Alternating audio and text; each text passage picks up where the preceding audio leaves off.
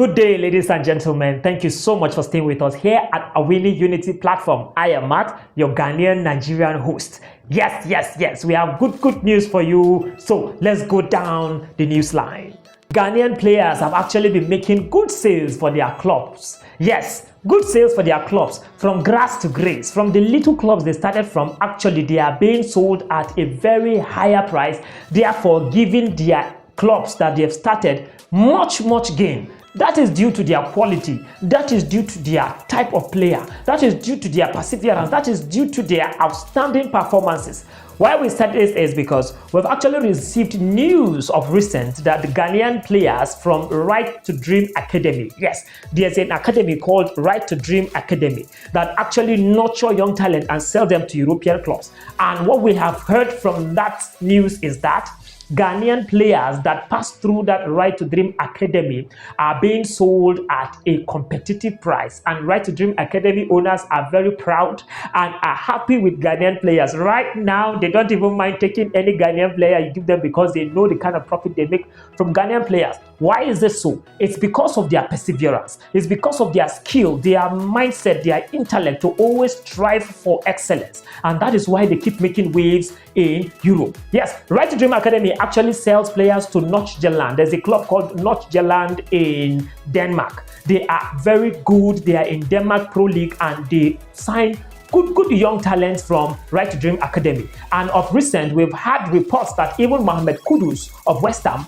passed through Right to Dream Academy. Ernest Nauma, currently playing for Lyon in the French League, passed through Right to Dream Academy. Even Kamaluddin Slimana, currently playing for Southampton in the English Premier League, passed through Right to Dream Academy. Even of recent, this young talent that Brighton signed, we are talking about Ibrahim Osman, passed through Right to Dream Academy. Even that Simon Adingra, you know, that Ivory Coast winger that is very dangerous, very young boy, he passed through Right to Dream Academy. Yes, and they sold them at a very good price. For example, now Mohamed Kudus was sold for 43 million euros. Yes, a record of 43 million euros. Ernest Noma was sold for 25 million euros to Lyon. And even Kamaluddin Sulemana was sold for 17 million euros to Southampton.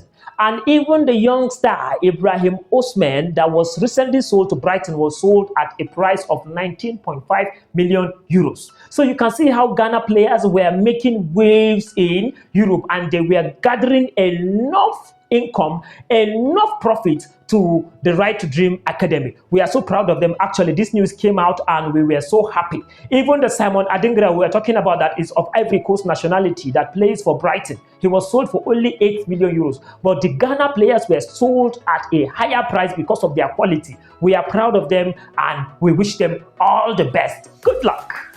The Asante Kotoko and Ghana Black Star legend in person of Mr. Osai Kofi came out and was actually lamenting, furious and angry, upset about the failed promises of the government to them that were Ghana Black Stars players back in the days. He was making the reference to how the Ghana Black Stars did not go far in competitions and the government tends to buy them exotic gifts, buying them good cars, giving them lands and houses. But he was saying that back in the days during their turn, nobody cared to fulfill any of the promises that was made for them. He was saying that then in the 1965, when they won the AFCON, President Achempong only promised them houses. And even the houses he promised them back in 1965 was not given to them. The promise was not fulfilled. They just sidelined them in one side and didn't even bother about them. It was actually tragic. It was heartbreaking. I was so emotional when I heard him talking about this because it isn't right, to be honest. They put their bodies on the line, they put their health on the line, they put their sweat, everything on the line to make sure they clinch that victory and come back with the AFCON trophy in 1965. And they were promised houses in a particular estate, but the promise was not honored. And that till today, even a bicycle wasn't given to any player that won the AFCON then in 1965. That was why he had to come out in Joy Sports, airing his disappointment, airing his frustration that it's not really nice to be treated that way. And actually, I see reasons with him, which is not really nice. Because even after President Achempong made that promise to them and couldn't fulfill it, that the next government came into power and said they know nothing about that promise, leaving them without even a single bicycle, which is actually not right. But we thank God that nowadays they are actually fulfilling their promises, the government, and we hope and pray that those legends that actually sweated for those AFCON trophies back in the days were being compensated now, because it's not really easy. Because in his words, he said, in all our AFCON secured, no one received even a bicycle, he said. Yet the recent team that were even second to Equatorial Guinea were presented with exotic cars. Back in 1965, when we captured the AFCON trophies home, only a grand banquet was held. Only a grand banquet. For those of you that don't know what banquet is, only a grand party was thrown for them. There was nothing given to them, not even a bicycle, not even a phone, not even pure water. They only gave them a grand party, and that was it. It's actually very poor. It's not really encouraging, and I hope and pray that the Ghana government now are seeing what the legend is saying, and they should try and compensate them, because really it's not the way forward.